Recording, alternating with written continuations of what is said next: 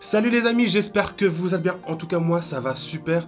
Aujourd'hui on se retrouve sur un épisode. Je vais vous présenter 5 choses qui sont pratiques pour la vidéo, photographie, quand vous voyagez etc. avec toute votre matos photo. 5 petites choses pas chères que je vais vous présenter et qui sont pratiques, vraiment pratiques à utiliser durant vos créations. Je vous retrouve tout de suite après l'intro.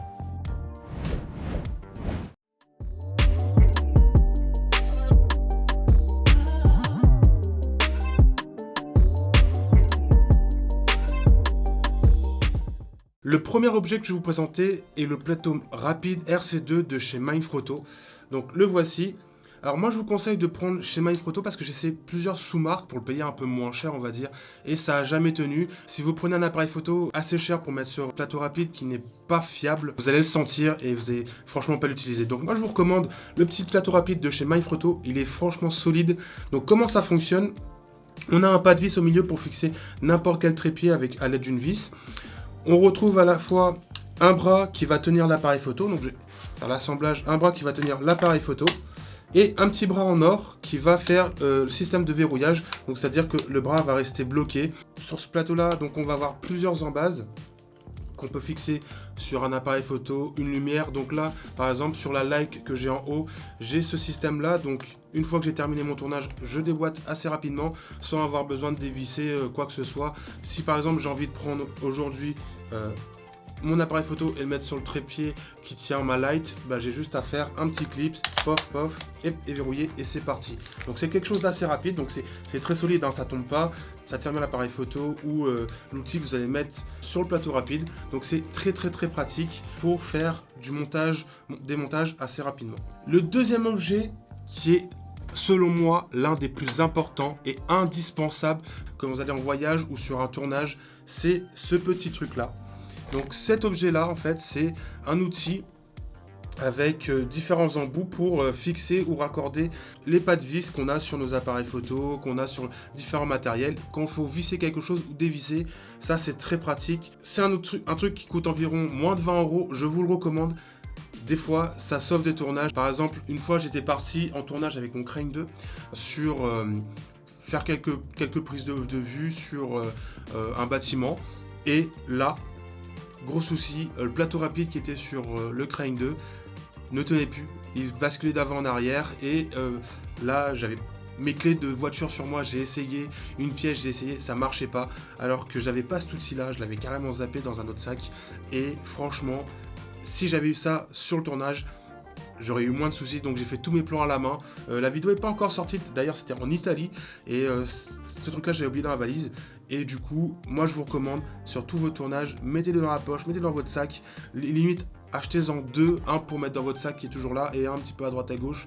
Ça sauve, franchement, ça sauve pas mal de petits tournages. Et si j'avais eu ce truc là durant mon voyage en Italie, ça m'aurait sauvé la vie. Le troisième objet, non des moindres, une petite coque. En fait, cette petite coque là, elle est étanche et très résistante. Donc pourquoi cette coque là? Parce que durant des randonnées, ça m'est arrivé de faire tomber mes cartes SD dans la flotte. Le fait que ça, ce soit étanche, c'est très pratique. Donc pourquoi mes cartes SD sont dans la flotte? Parce que j'ai fait tomber mon sac dans l'eau, enfin une partie de mon sac dans l'eau, et c'était là où il y avait mes cartes SD, donc dans la poche latérale, et c'est tombé dans l'eau, et du coup, bah, mes cartes, comme elles n'étaient pas étanches, elles étaient mortes. Hello darkness, my old friend. Petit boîtier en fait est étanche et va vous permettre de ranger pas mal de choses comme les micro SD et les cartes SD. Donc moi je l'utilise et c'est très pratique. Et en plus dans le sac, on sait où c'est quelque chose d'assez consistant. Du coup, on le balance dans le sac et c'est bon. Le quatrième objet, franchement, vous n'allez pas le croire, mais c'est ce petit truc là. En tout cas, vous allez trouver tous les liens dans la description de ça. C'est quelque chose comme ça, donc moi je les ai fabriqués moi-même, donc j'ai pris des ficelles élastiques avec des petits des petits boutons poussoirs comme ça.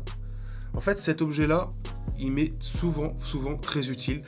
Ça coûte que dalle, si vous le faites vous le mettre, vous en aurez pour moins de 5 € on va dire, pour en fabriquer une cinquantaine on va dire. Bon, pour 1 € vous en avez au moins une dizaine comme ça. Donc cet objet là, je m'en sers souvent des fois pour mes câbles. Donc là on va venir rattacher mes câbles. Et le câble il est fixé sans problème. Mais aussi je peux m'utiliser pour par exemple quand je vais accrocher des objets sur mon sac à dos, tel qu'un trépied etc. C'est très pratique, c'est franchement très utile. Donc moi je le mets là par exemple des fois quand j'attache mon crane avec et je pars avec et c'est nickel. Donc c'est l'un des plus chers, mais franchement, c'est très utile quand vous êtes en panne de lumière. C'est l'aputure. Cette aputure-là, elle m'a sauvé pas mal de choses. Donc, elle peut vous servir à faire du décor, des effets spéciaux. Par exemple, là, si je vais mettre, hop, comme ça, j'ai fait pas mal de vidéos avec ça. C'est franchement très utile. Donc, une petite light, très pratique. Donc, celle-ci, elle se charge en type C. On a le niveau de batterie au-dessus. On peut mettre, changer la couleur pour la chaleur, par exemple, mettre plus froid ou plus chaud. Ou tout simplement changer le dimmer, donc c'est-à-dire varier la lumière selon l'intensité. Donc ces 5 objets-là, je les utilise tous les jours. Donc moi, ce que je vous recommande en premier, c'est de faire l'achat de celui-ci, parce que celui-ci, un petit couteau suisse, on va dire, avec plusieurs embouts pour les appareils photo, c'est très pratique. Donc c'est de ces small rigs. C'est l'un des premiers objets que je vous conseille. Ensuite, c'est la lumière, et etc. Donc ces objets-là, j'utilise tous les jours, sans exception. C'est pour ça que je vous ai compilé tout ça dans cette vidéo. Ces 5 objets-là, j'utilise tous les jours, franchement, il n'y en a pas un qui dort sur le côté. Par exemple là, aujourd'hui, juste pour ce petit montage vidéo, j'ai les plateaux rapides sur la lumière, sur le Sony. Par exemple, si j'avais un autre plateau rapide à mettre, à visser ou dévisser quelque chose, par exemple sur ma lumière, j'ai 2 vis à revisser à chaque fois parce que ça tient pas très bien. Donc j'utilise ça pour les revisser. L'autre chose, tous mes câbles, par exemple le chargeur qui va sur ma light, bah, pour le ranger, j'utilise ce câble là pour bien ranger le chargeur et que ça traîne pas partout. Et mes lights, bon bah là il y en a un petit peu partout, mais l'aputure généralement je la mets en arrière-plan pour faire la décoration quand je suis pas chez moi ou quand je suis pas dans le petit studio où j'enregistre mes vidéos. Donc quand je fais mes vidéos généralement sans la light, je la mets avec un petit blue gel devant, on va dire un petit filtre de couleur à l'avant, et c'est très pratique. Si vous voulez de plus en plus de vidéos comme celle-ci, n'hésitez pas à mettre un petit pouce bleu. On se retrouve la prochaine fois pour de nouvelles vidéos.